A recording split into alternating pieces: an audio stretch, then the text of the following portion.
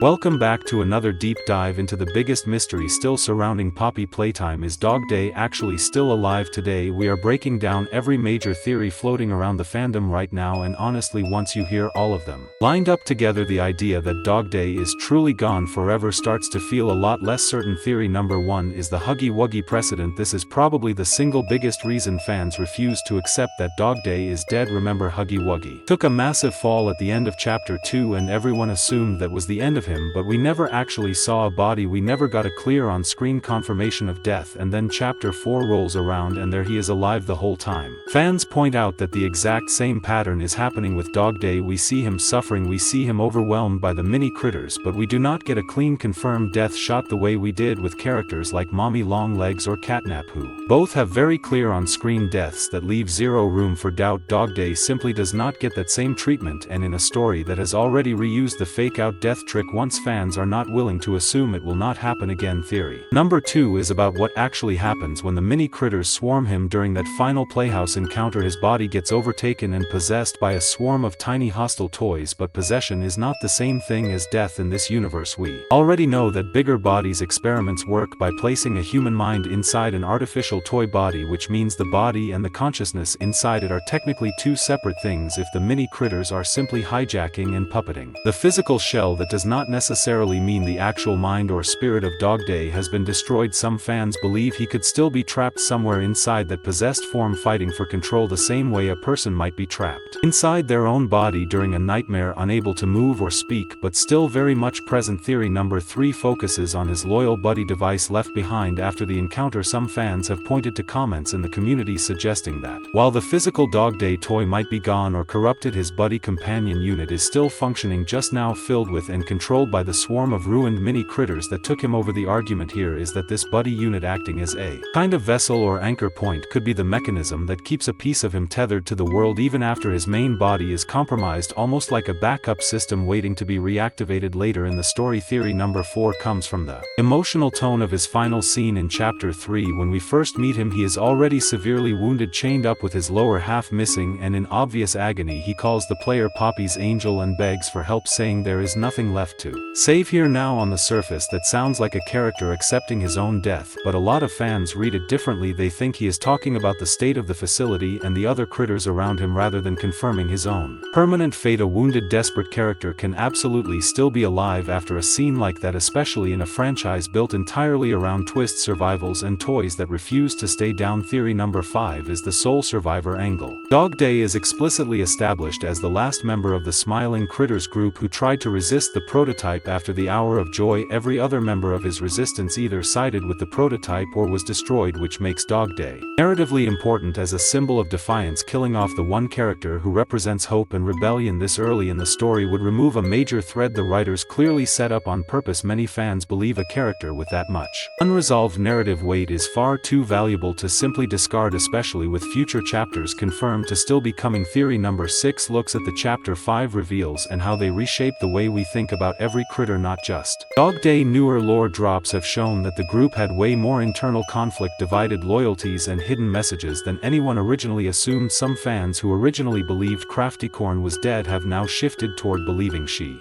survived based on recurring symbols and hidden clues scattered through earlier chapters. The same logic gets applied to DogDay. If the story is already willing to secretly keep other critters alive behind the scenes, there is nothing stopping it from doing the exact same thing with him, especially since his death was never shown as clearly or as finally as the others. Theory number 7 is about the timeline itself. DogDay was trapped and tortured by CatNap for what is implied to be close to a decade before the player ever shows up, which proves he is capable of surviving extreme long-term damage, extraction, trauma and isolation under horrific conditions. A character who can endure that kind of punishment for years is not someone the story would casually throw away in a single rushed cutscene. Fans argue that a character built with this much survival capability written directly into his backstory is being set up for a comeback rather than a quiet permanent exit. Theory number 8 is simply about franchise pattern recognition. Poppy Playtime as a series has trained its audience again and again to distrust apparent deaths. Huggy Wuggy came back. The true fate of several several other characters has been left deliberately vague, and the writers have shown a clear pattern of teasing tragedy before pulling the rug out later. Once fans learn that a franchise likes to do this, they start applying that same skepticism to every single character death going forward. In DogDay, with his unclear final fate, his emotionally loaded final dialogue, and his importance to the overall Resistance storyline, checks almost every box for a character who is being saved for a bigger comeback moment later on. So putting all of that together, the fall that mirrors Huggy Wuggy's survival, the difference between confirmed on-screen deaths and DogDay's much more ambiguous ending, the separation between mind and body inside these toy experiments, the possibility that his buddy unit is still active, the desperation in his final words rather than a clean goodbye, his importance as the last member of the Resistance, the shifting lore around other critters like Crafty Corn, and the franchise-wide habit of faking out major deaths. It becomes pretty clear why so much of the community refuses to let this character go. Theory number 9 is the environmental storytelling angle. Players who have spent time exploring the Playhouse area closely say the space is packed with small details that never get directly addressed in dialogue, things like extra tunnels leading away from the main cell area, strange scratch marks that trail off instead of stopping, and areas that seem built for an escape route rather than a dead end. Fans who dig into level design for clues argue that a set built this deliberately with hidden paths and unexplained exits is not the kind of environment you design around a character who is meant to be permanently finished. The layout itself almost feels like it is quietly preparing players for a return trip later in the story. Theory number 10 looks at the toy production side of the lore. Since DogDay started life as a mass-produced Playtime toy line before ever becoming a bigger bodies experiment, some fans point out that multiple physical units of a character like this could theoretically exist separate from whichever specific unit the mini critters overtook in that scene. If the story ever wanted a version of DogDay to return without contradicting what we already witnessed happening to his body, it would not even need to bend its own rules. It could simply introduce him through a different unit or explain that the swarm did not fully consume what made him who he was to begin with. This kind of loophole is exactly the sort of thing horror franchises tend to build in on purpose long before they ever need to use it. Theory number 11 comes from the voice work and performance choices themselves. Several fans who have gone back and listened closely to his final lines argue that his tone shifts in a very specific way right before the swarm takes over, almost like a character bracing for something rather than accepting an ending. Small performance choices like that do not always mean anything on their own, but in a franchise this obsessed with hidden meaning and foreshadowing, many viewers refuse to write it off as a coincidence, especially once you start comparing it side by side with how other characters sounded in their own final moments before their fates were confirmed one way or another. Theory number 12 is simply the meta-argument around marketing and merchandise. DogDay remains one of the most recognizable and heavily marketed characters in the entire Smiling Critters lineup,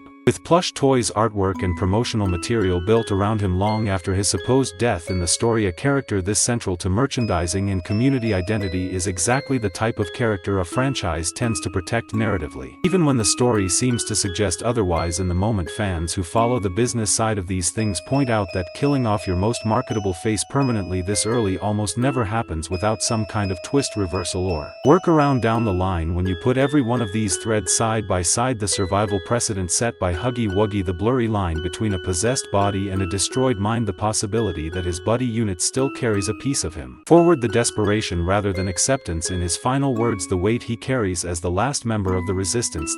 So what do you think? Is DogDay really gone for good, or is he waiting somewhere in the dark for the story to bring him back? Drop your own theory down below and let us know which one of these arguments convinced you the most. Comment down below if you think DogDay is alive, and make sure to like and subscribe for more mind-blowing DogDay theories. Thanks for watching, and we will see you in the next deep dive.